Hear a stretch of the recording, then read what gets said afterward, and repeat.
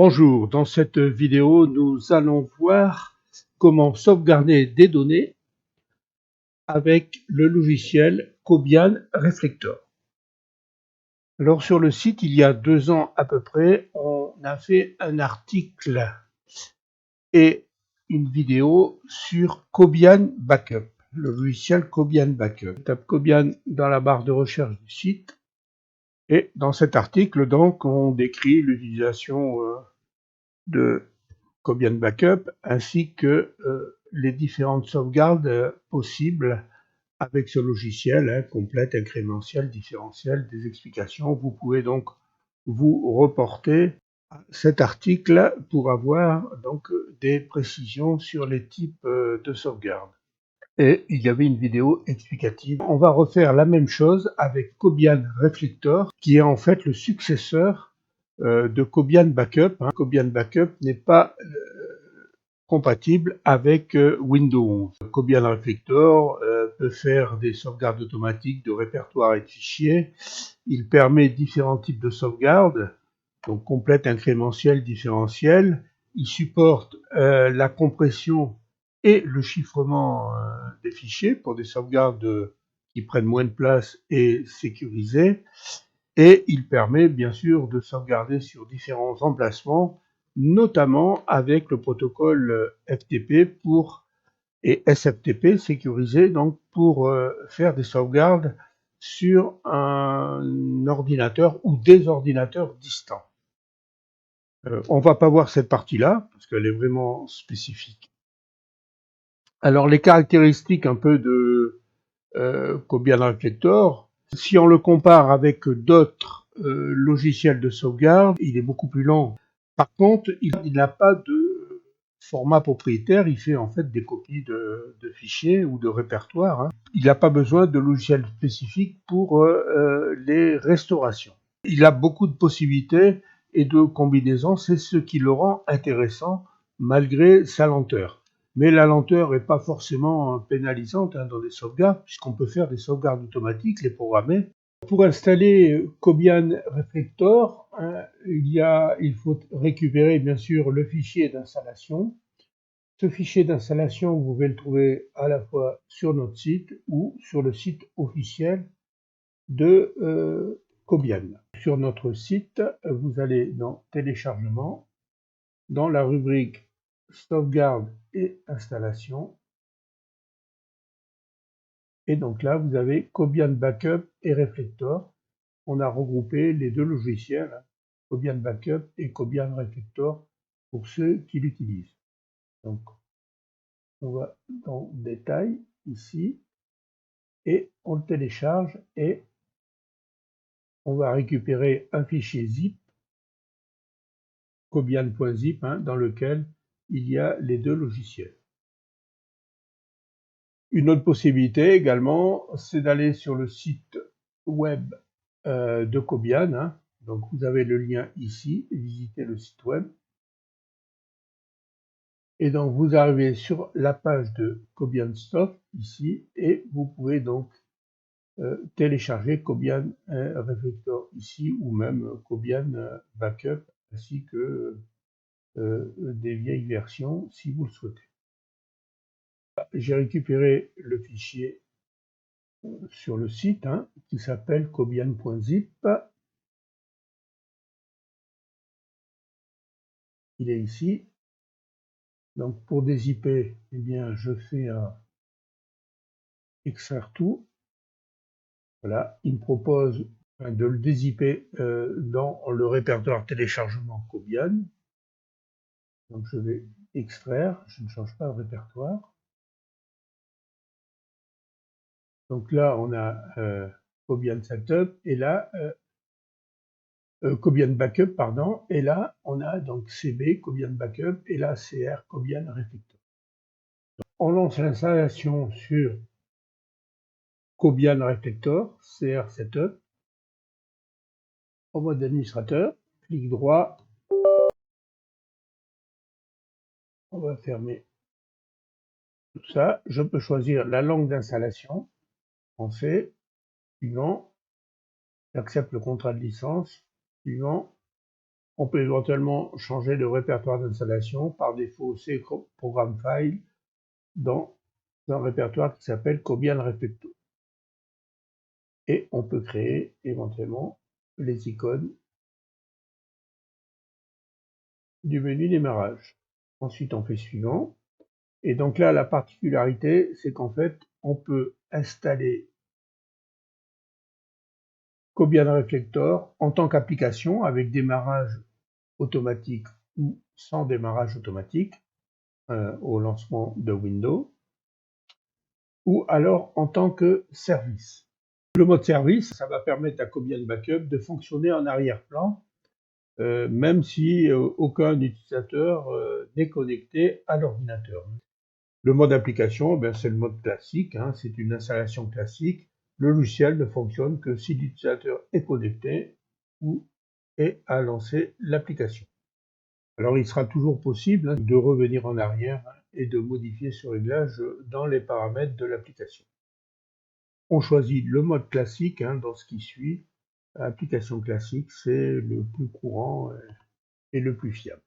On coche ou on décoche la case ici selon que l'on souhaite installer le service de Shadow Copy ou pas. Shadow Copy, ça permet de faire des sauvegardes même si le fichier est ouvert ou utilisé par un processus ou une application.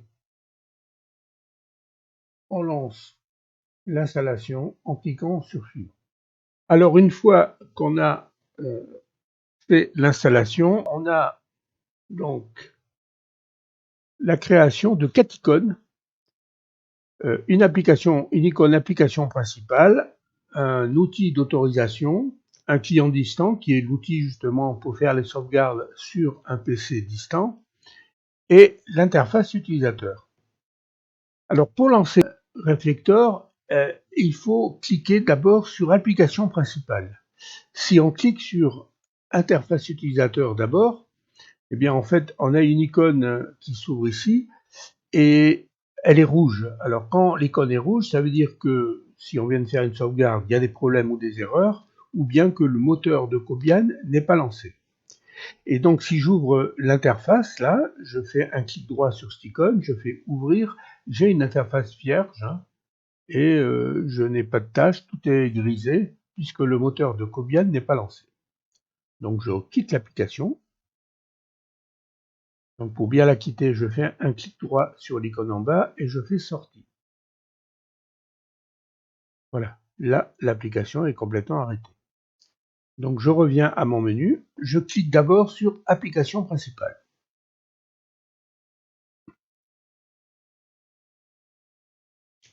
Donc cette fois-ci, vous voyez, l'icône est en blanc, ça veut dire que Cobian est prêt. Alors pour l'ouvrir, j'ai deux possibilités, soit je fais encore un clic droit et je fais ouvrir, ou soit je clique cette fois-ci sur l'icône interface utilisateur puisque mon moteur est lancé. Donc là, je vais avoir l'interface qui s'ouvre et vous voyez que cette fois-ci, j'ai des choses qui s'affichent.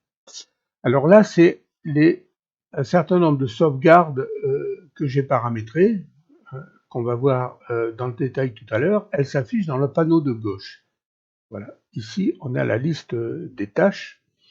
Et là, on a différentes informations selon le contexte, l'historique des sauvegardes, le journal, les propriétés, les caractéristiques de la sauvegarde.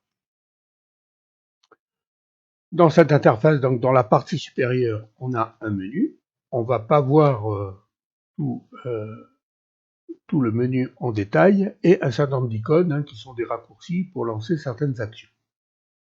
Alors pour créer une sauvegarde, eh bien, on crée une tâche. C'est en fait une tâche de sauvegarde. Donc pour ça, on va ici dans Tâches, on clique et on fait Nouvelle tâche ici. On peut également la lancer en cliquant sur le plus ici qui crée une nouvelle tâche. Donc là, on a un petit panneau qui s'ouvre avec ici un certain nombre de rubriques qu'on va détailler et là, la partie de droite où on va faire nos paramétrages.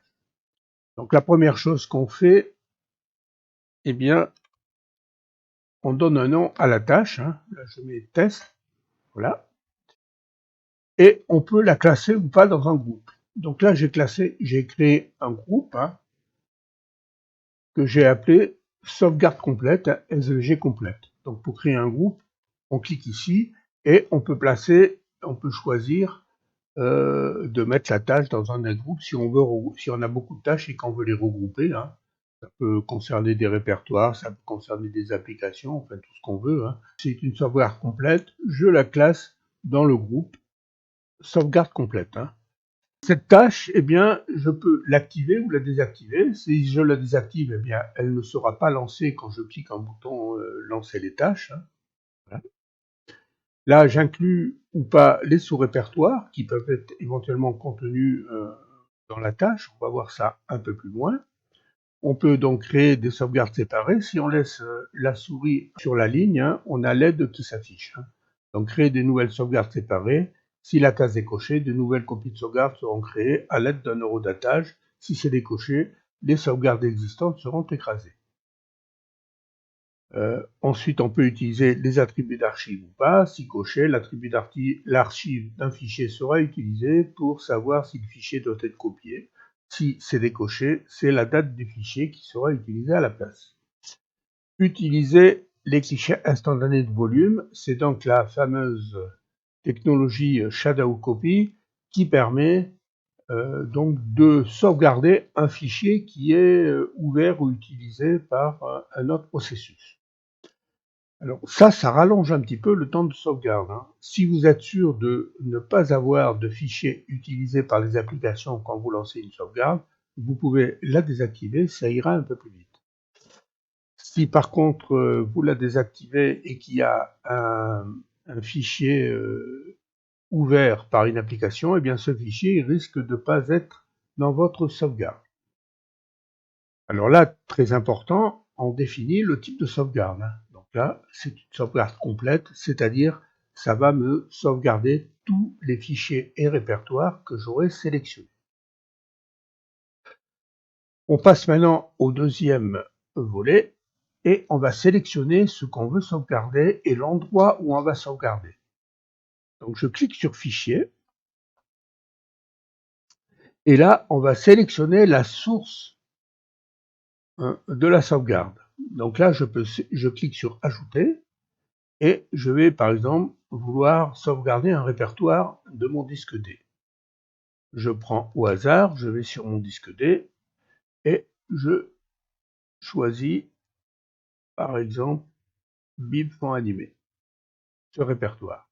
Donc ça veut dire que tous les répertoires et les fichiers contenus dans ce répertoire seront sauvegardés si je ne rajoute pas d'autres paramètres.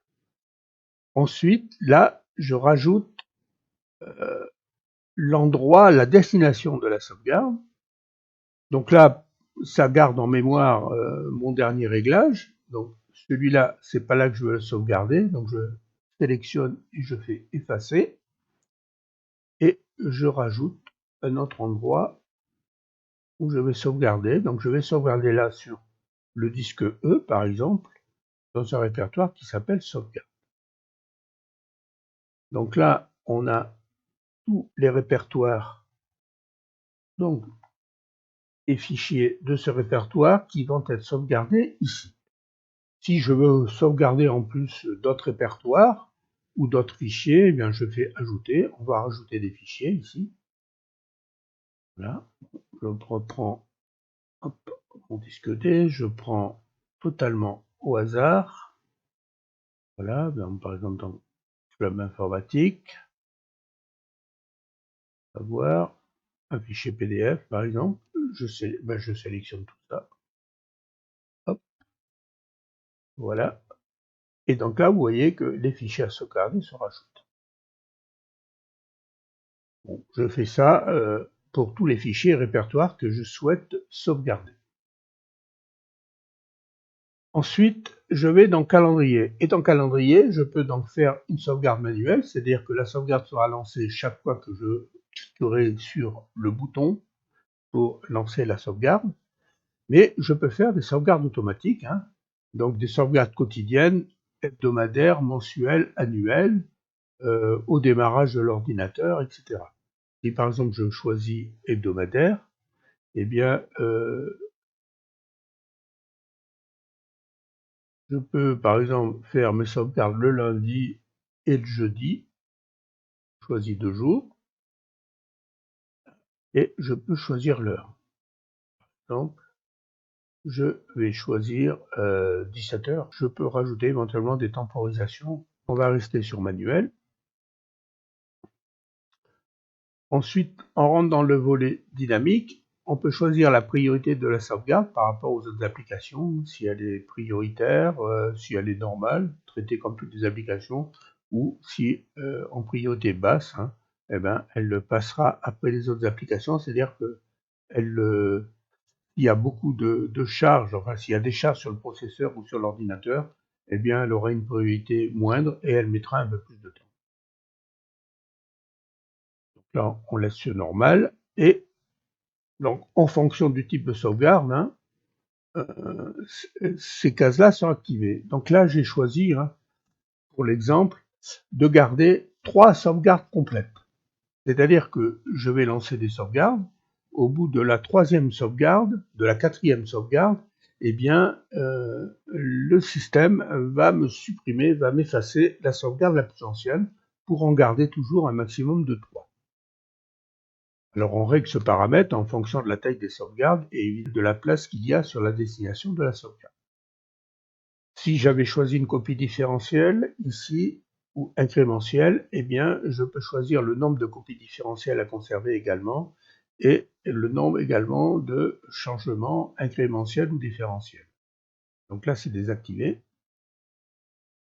On verra tout à l'heure qu'on peut les paramétrer si on a une différentielle ou une incrémentielle. Ensuite, on a l'archivage. Donc, dans l'archivage, on peut choisir de comprimer les fichiers ou pas, au format zip. On peut les crypter. Donc, si on crypte les fichiers, eh bien, il faut rentrer un mot de passe. Donc là, je ne mets pas de compression. Alors, on ne peut évidemment crypter les fichiers que si on choisit une méthode de compression. S'il n'y a pas de compression, on ne peut pas crypter les fichiers. Ensuite, on peut rajouter des filtres. J'ai choisi ici de sauvegarder ce répertoire-là, bib fond animé. Si je ne veux pas sauvegarder tous les fichiers qu'il y a dans ce répertoire, hein, je peux les exclure à l'aide de filtres. Donc là, je fais ajouter, par exemple, je vais rajouter un fichier. Ce fichier ou ce répertoire, par exemple, je ne veux pas le sauvegarder. Voilà. Hein, donc je peux ajouter un fichier ou un répertoire. Donc, ça veut dire que là, le répertoire sélectionné ici, où les fichiers vont être sauvegardés, sauf ceux-là que je rajoute. À l'inverse, hein, si j'avais mis dans un répertoire, je peux uniquement inclure des fichiers. Là, c'est en fonction des besoins. Ensuite, on a un onglet événements, ici. Et donc, on peut lancer une action juste avant la compression et juste après. Par exemple, lancer un programme, hein, qui va trier, qui va modifier, enfin peu importe. Hein, on peut imaginer un programme qui classe des photos, qui modifie des photos, des choses comme ça. Enfin, ça, c'est un peu particulier. Mais bon, c'est toujours possible. Hein, ou par exemple, un fichier batch qu'on a fait, hein, qui rapatrie des fichiers dans le dossier à sauvegarder, par exemple, ou qu'on supprime quelques-uns. Enfin, on peut imaginer beaucoup de choses. Et enfin, le dernier onglet, l'onglet plus, qui permet d'accéder à des paramètres avancés. Donc, utiliser des chemins absolus, effacer l'attribut d'archive,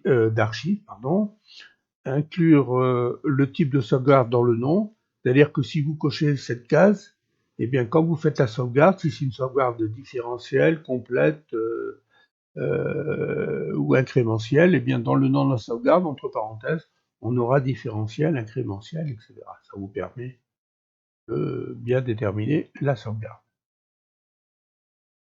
Et vous pouvez éventuellement exécuter la tâche, par exemple une tâche au nom de l'administrateur, hein, si éventuellement des répertoires ou des fichiers demandent des privilèges particuliers.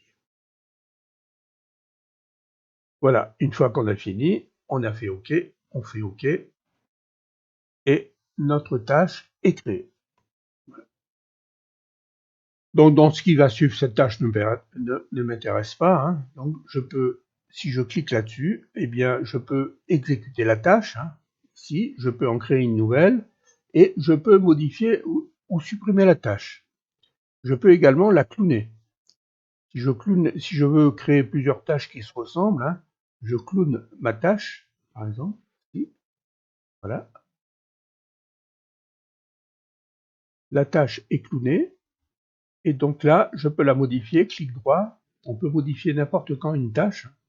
Je modifie la tâche, donc évidemment, on change le nom, et là, je peux changer de répertoire, enfin faire une autre sauvegarde en gardant les mêmes paramètres de la précédente.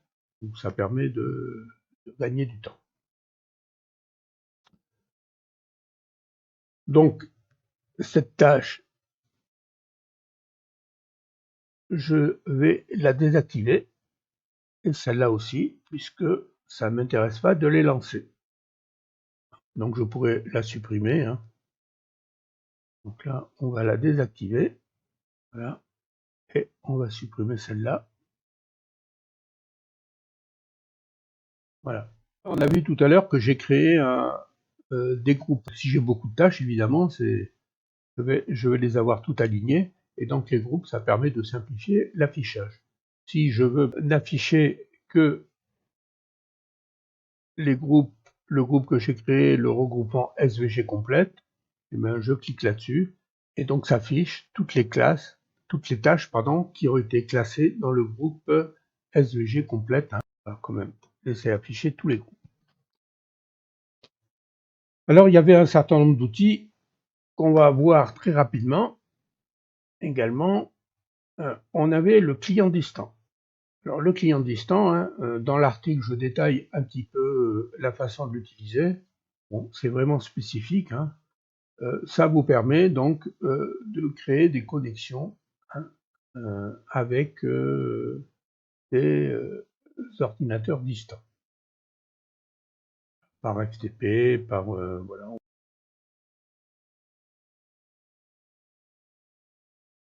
Également, ce logiciel, hein, vous pouvez donc pour le lancer cliquer sur l'icône ou alors aller dans outils ici et cliquer sur client distant et on tombe ici sur le même outil. On a l'autre outil qui est un outil d'autorisation.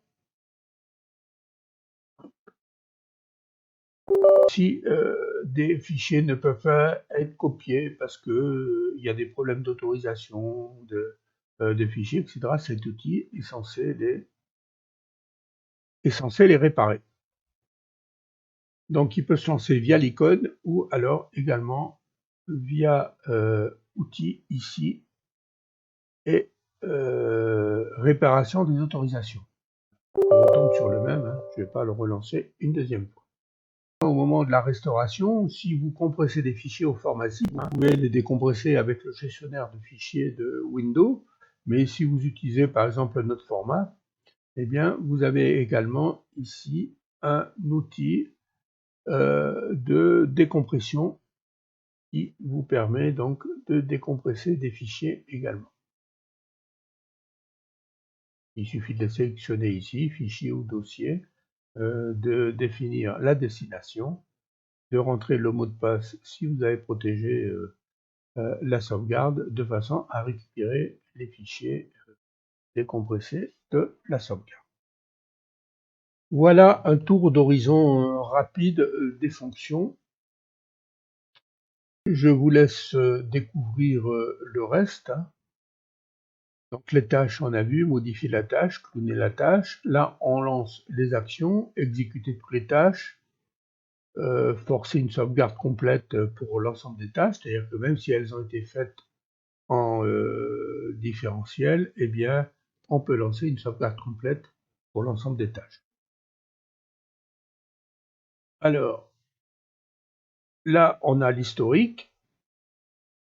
Là, on a le journal, les outils, on a vu, et puis on a une aide, hein, et l'aide, donc le site internet, un tutoriel qui doit être en anglais.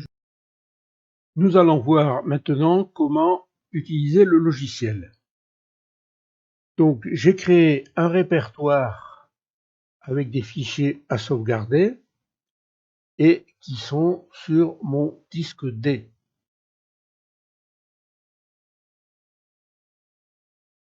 On va les voir ici. Donc sur le disque D, j'ai créé un répertoire à sauvegarder, test, dans lequel j'ai deux sous-répertoires, note A, note B, une photo et un fichier texte.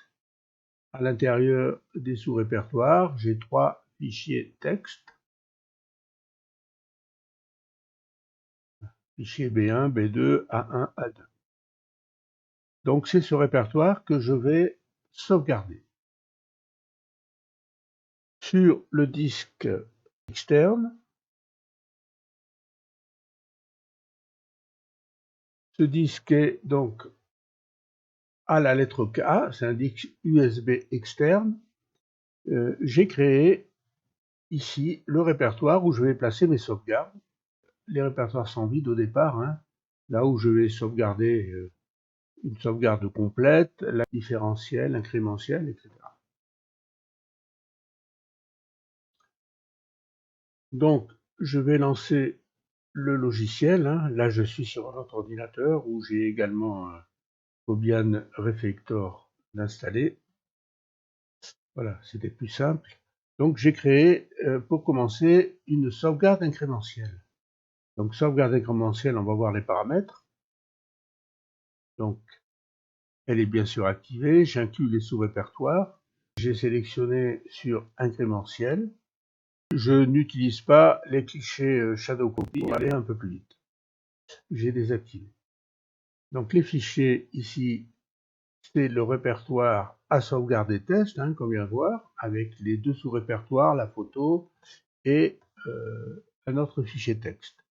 Et la destination, c'est K, donc le lecteur K, SVG, Cobian Reflector, et le sous-répertoire incrémentiel REP. Alors une petite remarque, je peux sauvegarder sur différents endroits en même temps. Si je veux sauvegarder par exemple dans le répertoire sauvegarde, voilà, là je vais pouvoir sauvegarder sur deux endroits différents. Hein. Ça peut être intéressant. Avec le même paramétrage de sauvegarde. Donc je ne vais pas la mettre celle-là. Ensuite, au niveau dynamique, je garde une copie complète à conserver, j'ai mis un, et je fais des sauvegardes complètes. Le logiciel fera des sauvegardes complètes toutes les deux sauvegardes incrémentielles. Évidemment, je peux en rajouter plus. Là, c'est juste pour la démonstration. Je n'ai pas d'archivage, donc pas de compression, donc pas non plus de chiffrage de fichiers. Eh bien, les filtres, par exemple, eh bien, je veux pas sauvegarder la photo qui est dans le répertoire. Hein. On avait ici une photo JPEG. Là, je veux pas la sauvegarder. Celle-là, elle m'intéresse pas. Donc, je peux exclure des fichiers. Hein. Je peux ajouter des fichiers qui ne seront pas sauvegardés. L'événement, il n'y en a pas. Il n'y a pas de paramètres particuliers plus. Là, j'ai une sauvegarde complète.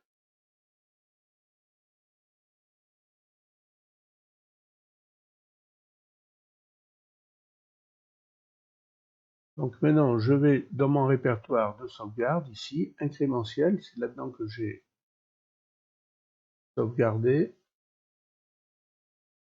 sauvegarde incrémentielle dans ce répertoire, vous voyez, c'est la sauvegarde que je viens de faire.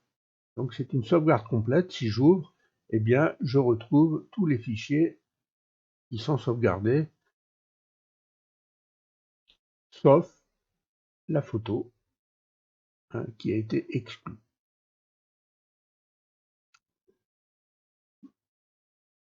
Donc maintenant, je vais faire ma sauvegarde incrémentielle. J'ai rien modifié, j'ai pas touché au répertoire, je lance ma sauvegarde incrémentielle.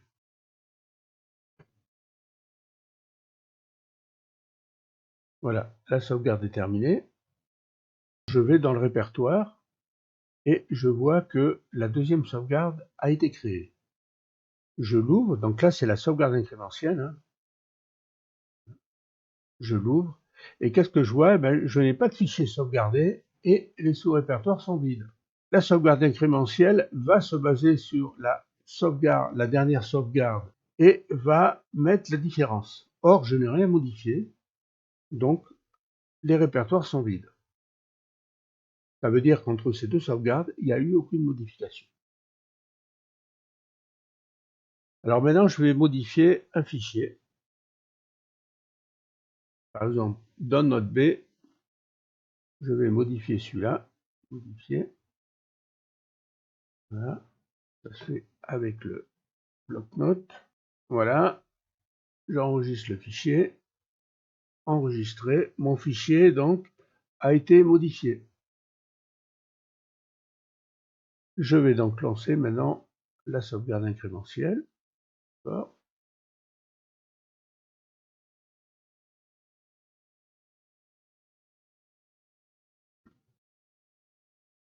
La sauvegarde est terminée. Je vais donc maintenant sur mon répertoire de destination, sur le lecteur externe, et voilà ma troisième sauvegarde. Donc ma troisième sauvegarde, j'ouvre. Voilà. Je n'ai pas modifié le fichier texte qui était là. Je n'ai rien modifié dans les notes, ici. Donc il n'y a rien, c'est normal. Et là, je retrouve uniquement le fichier qui a été modifié. Voilà donc comment fonctionne la sauvegarde incrémentielle. Ce sera le même principe pour la sauvegarde différentielle. On va clowner la tâche. On va choisir maintenant en sauvegardant les fichiers et pas des répertoires pour voir la différence. Donc je cloune la tâche pour aller plus vite. J'aurais pu en créer une nouvelle. Voilà le clown. Donc je vais modifier la tâche. Et là, je vais mettre différentiel.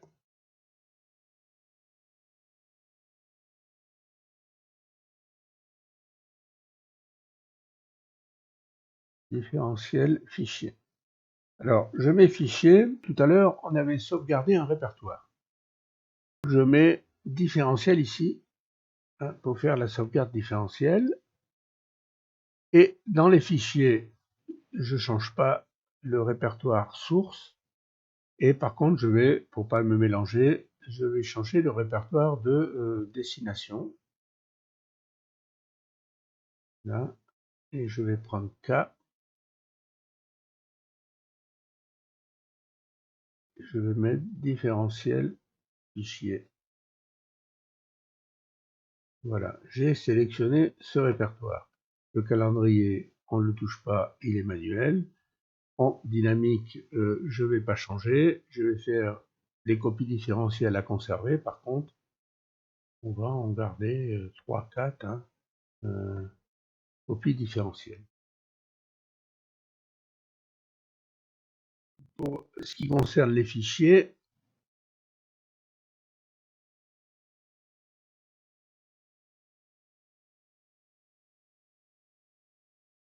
au lieu de choisir ici un répertoire, je vais sélectionner les fichiers directement. Donc là, je vais dans Ajouter et je sélectionne des fichiers. C'est juste pour voir la différence. Donc là, je vais sur mon disque E et je vais sélectionner les fichiers que je veux sauvegarder. Donc il y a celui-là.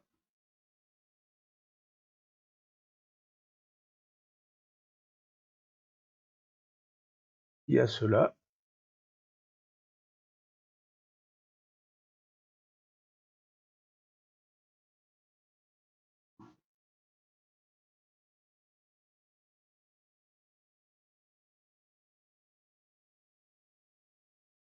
Et il y a cela.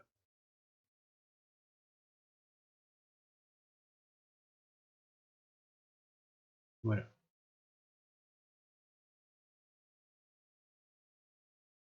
Alors, il y en a un qui est sélectionné 2 fois. Voilà. Donc là, j'ai sélectionné tous les fichiers que je veux sauvegarder, le fichier 1, A1, A2, A3, B1, B2, B3. Voilà. Et donc, je vais, pareil, commencer par une première sauvegarde. La première sauvegarde, en principe, eh bien, elle est complète.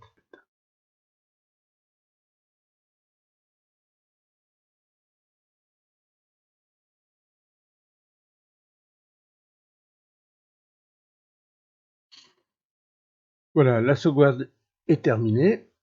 On va voir ce qui s'est passé. Donc, c'est dans différentiel fichier. Je clique. Donc là, vous voyez, j'ai sélectionné les fichiers à sauvegarder et pas les répertoires. Et donc, tous mes fichiers vont être dans le même répertoire. Hein, je n'ai plus les sous-répertoires. Hein.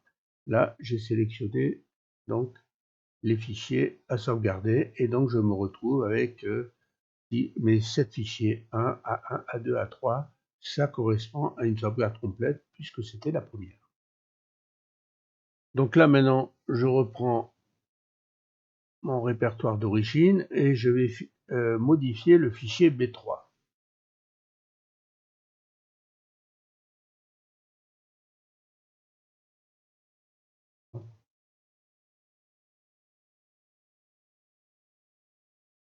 Voilà, mon fichier B3, je le modifie.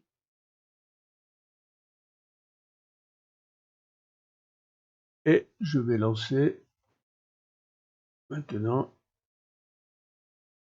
la différentielle. Si elle est sélectionnée, je clique là-dessus, et hop, il va me lancer la différentielle. Donc la sauvegarde est terminée. Et si je vais dans le répertoire, vous voyez que la différentielle, en fait, il m'a juste rajouté que le fichier B3 qui a été modifié, il ne m'a pas rajouté les derniers. Voilà. Et les modifications se font par rapport à la sauvegarde complète qui a été faite en premier.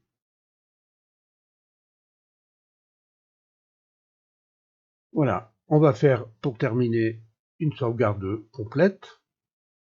Donc, je fais plus. Ici, je fais complète. Alors, je trouve que c'est la sauvegarde, évidemment, si on a de la place, c'est la sauvegarde la plus simple à restaurer.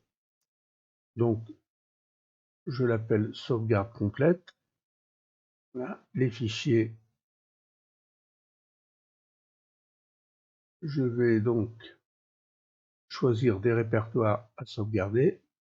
Je suis sur le disque D.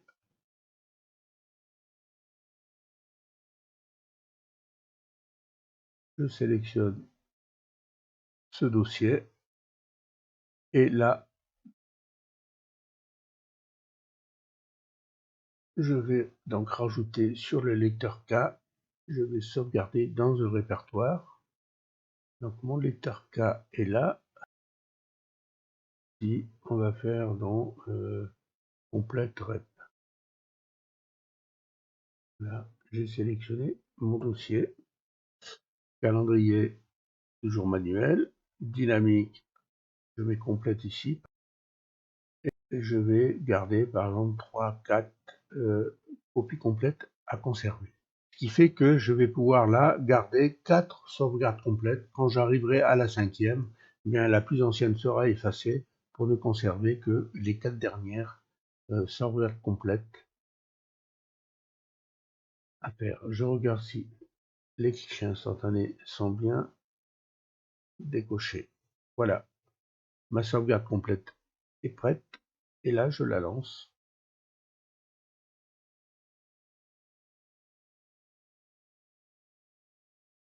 Voilà, la sauvegarde est terminée. Je reviens sur mon lecteur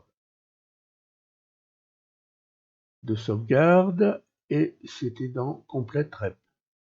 Voilà, donc là j'ai ma sauvegarde complète. Alors dans le nom de sauvegarde, hein, vous avez le répertoire qu'on a sauvegardé et la date et l'heure de la sauvegarde. Hein, ça permet donc de distinguer toutes les autres sauvegardes. Que je modifie ou pas un fichier, il va toujours me copier les mêmes. On va remodifier par exemple le fichier B2.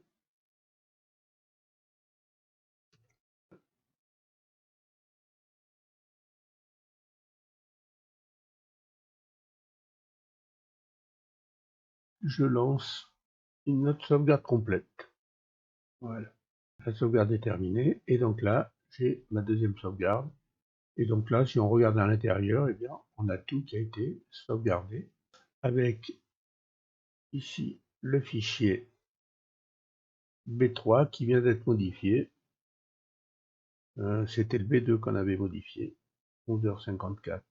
Le dernier, c'est celui-là qui a été modifié, alors que dans la précédente sauvegarde, le B, vous voyez, les dates des fichiers sont antérieures.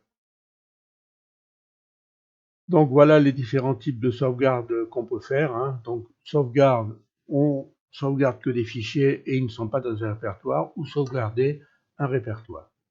Le plus intéressant et le plus simple, c'est la sauvegarde complète. Évidemment, elle est un peu plus longue si on a beaucoup de fichiers et elle prend plus de place.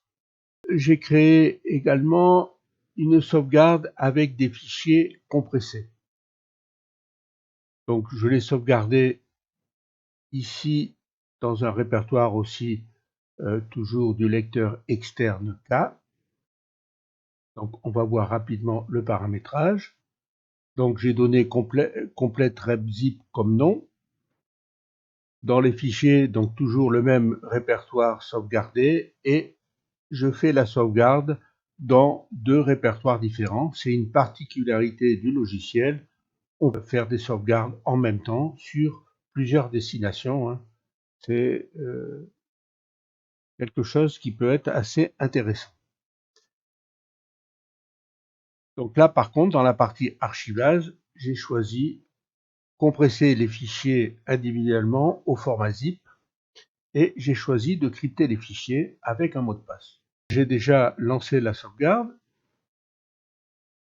Donc là, on va mettre tous les groupes. Et cette sauvegarde, elle est là, sur le disque K. Donc, dans complète ziprep, elle est là. J'ouvre le fichier.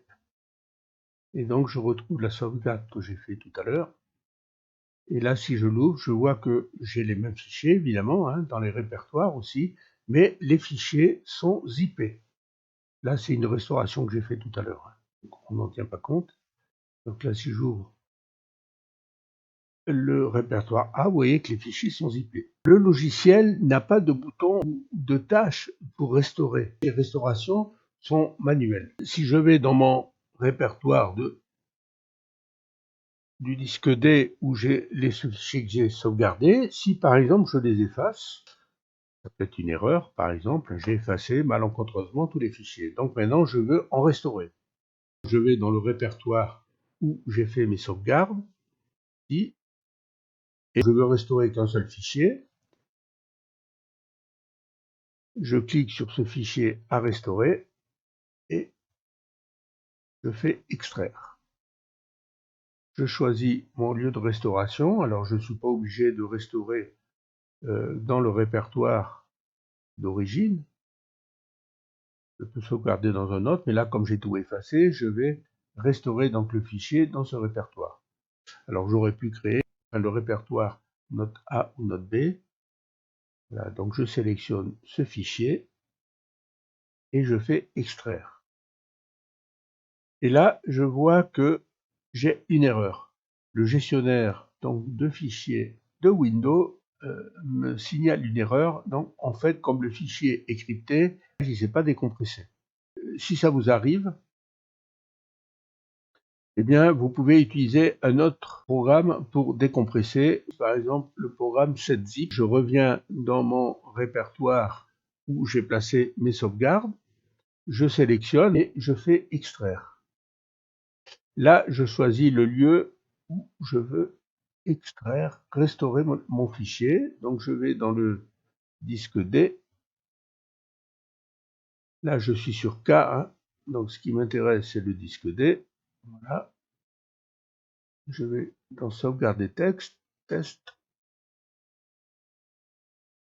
Je sélectionne ce répertoire et je rentre le mot de passe. Il ne met pas d'erreur. Si je retourne maintenant dans D, vous voyez que mon fichier B1 a été restauré dans un répertoire qu'il a créé, où je retrouve donc ce fichier restauré. J'ai effacé le répertoire là tout à l'heure. Si je veux restaurer maintenant les fichiers, je vais dans ma sauvegarde complète. Je prends la dernière sauvegarde que j'ai faite. Je sélectionne tout ce que je veux restaurer. Je sélectionne tout. Je fais copier. Ensuite, je retourne dans mon répertoire d'origine. Ici, et je fais un coller. La restauration est aussi simple que ça. Je peux donc maintenant supprimer le fichier B1 qui est en trop, que j'avais restauré tout à l'heure. J'ai restauré mon répertoire tel qu'il était au moment de la dernière sauvegarde. On a vu les paramétrages donc des sauvegardes elles-mêmes, mais également, si vous allez là, vous avez les paramétrages du programme. Donc, outre la langue, le journal, on peut recevoir des alertes ou des comptes rendus par mail. Et donc, on peut programmer ici plusieurs formats de compression avec des méthodes de cryptage, des fonctionnalités du moteur, du programme, les accès distants que l'on n'a pas vu, la sécurité. On peut protéger donc également le programme, l'interface utilisateur et des fonctions avancées où on peut modifier le format des dates d'affichage, indiquer automatiquement le type de sauvegarde dans le nom de fichier, etc. Voilà donc l'utilisation de Cobian Reflector. Cette vidéo est maintenant terminée. Je vous dis au revoir et à la prochaine vidéo.